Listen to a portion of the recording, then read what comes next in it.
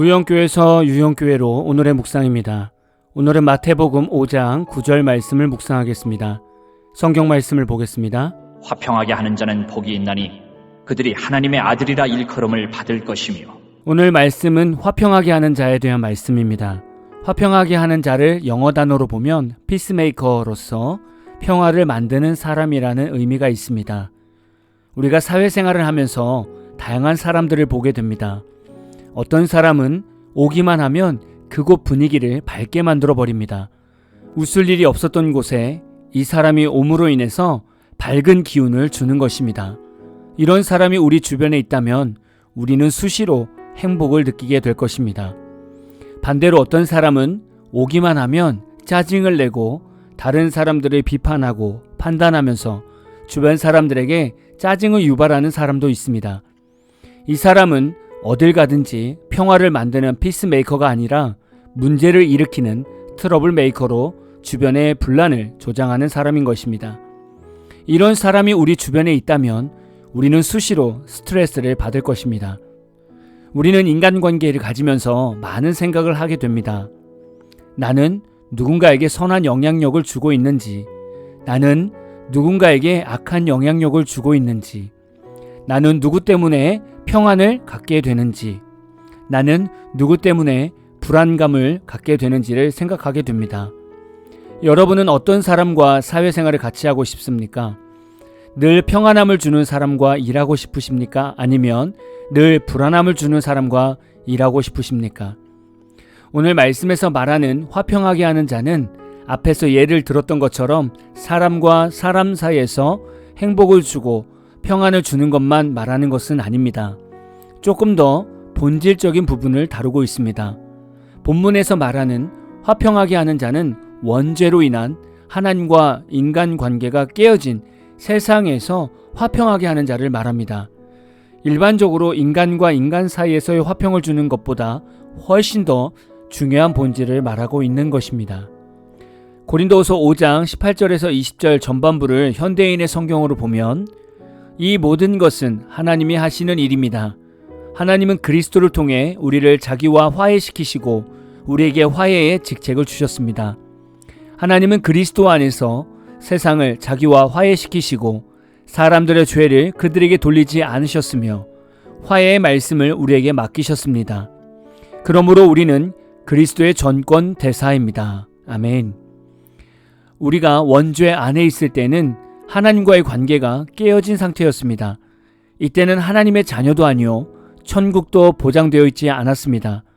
그러나 하나님은 예수님을 이 땅에 보내주셔서 십자가에 죽게 하심으로 하나님과 인간 관계를 화평하게 할 수 있는 통로를 열어두셨습니다.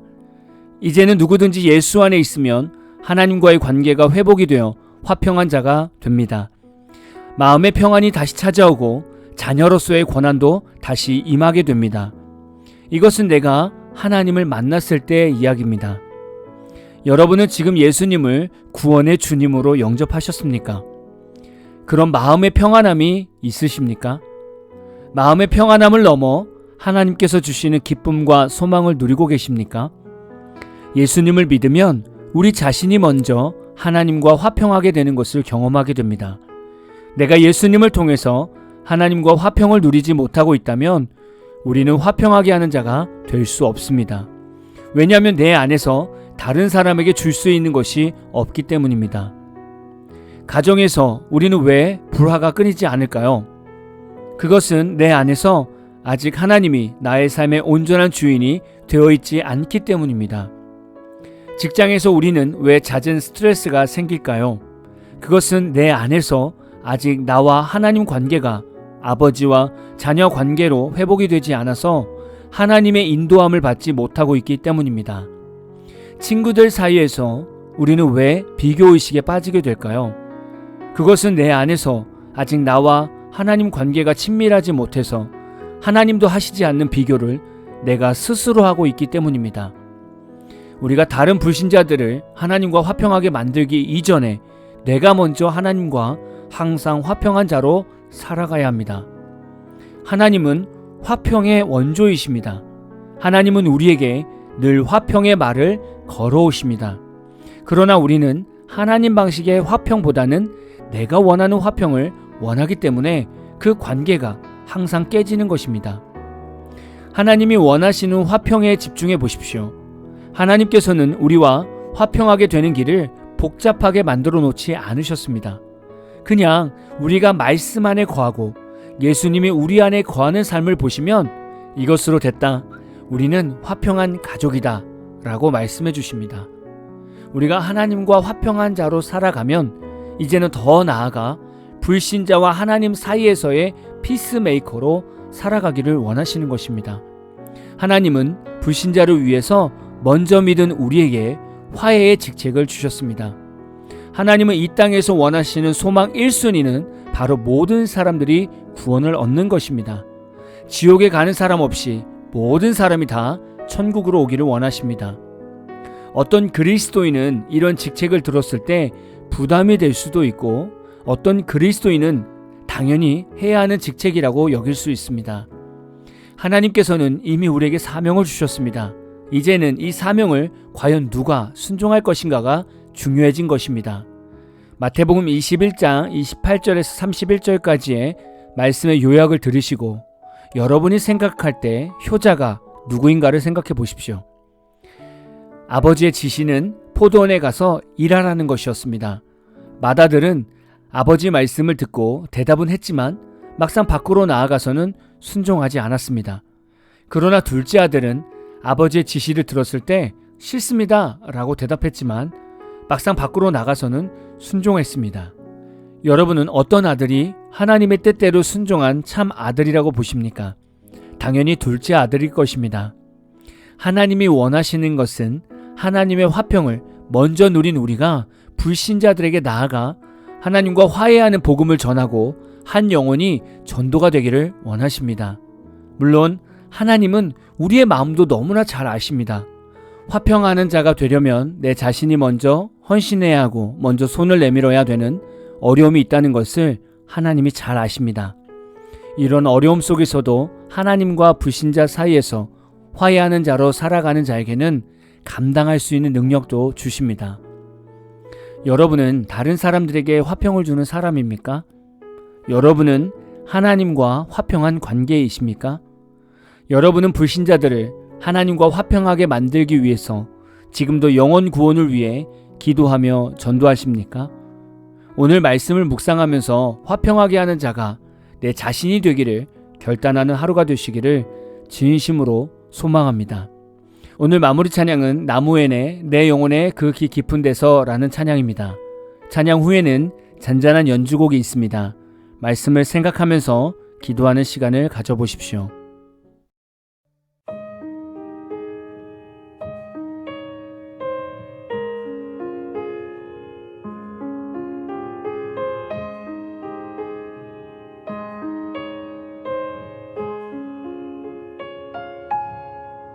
내 영혼의 그 깊은 데서 맑은 가락이 울려나네. 하늘 곡조가 언제나 흘러나와 내 영혼을 고이 싸네.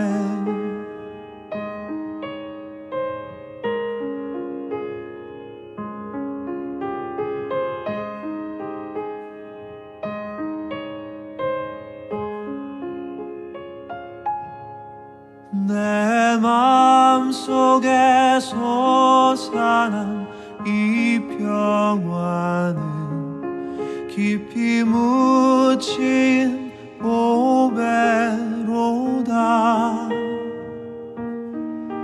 나의 보화를 캐내어 가져갈 자 그 누구랴 안심일세.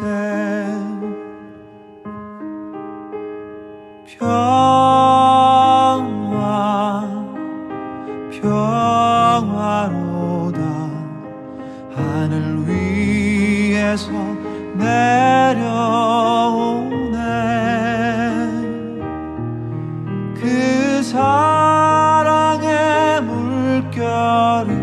영원토록 내 영혼을 덮으소서.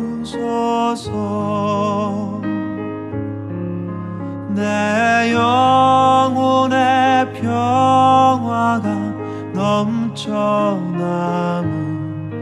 주의 축복을 받음이라. 내가 주야로 주님과 함께 있어 내 영혼이 편히 쉬네.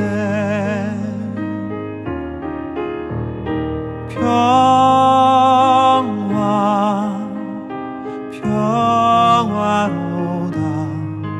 하늘 위에서 내려오네. 그 사랑의 물결이 영원토록 내 영혼을 덮으소서.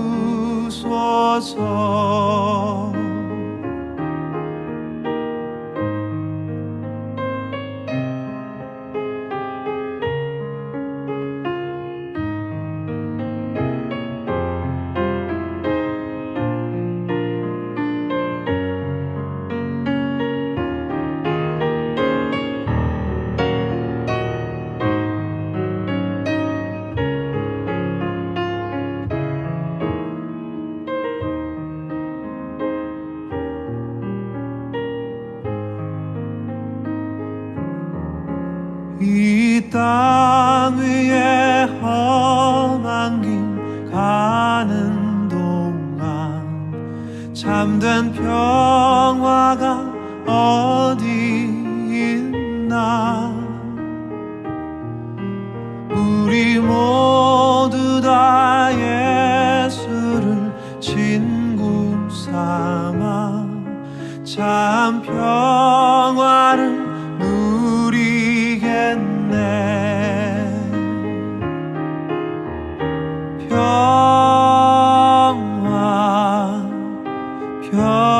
평화로다. 하늘 위에서 내려오네. 그 사랑의 물결이 영원토록 내